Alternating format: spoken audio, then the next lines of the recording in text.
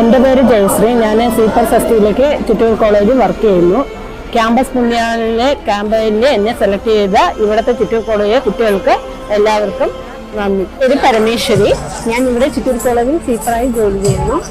Campus പുണ്യാളിന്റെ ക്യാമ്പയിനിലേക്ക് select ചെയ്ത ഈ കോളേജിലെ എല്ലാ സ്റ്റുഡൻറ്റിനും നന്ദി പറയും. എൻ്റെ പേര് ശകുന്തള.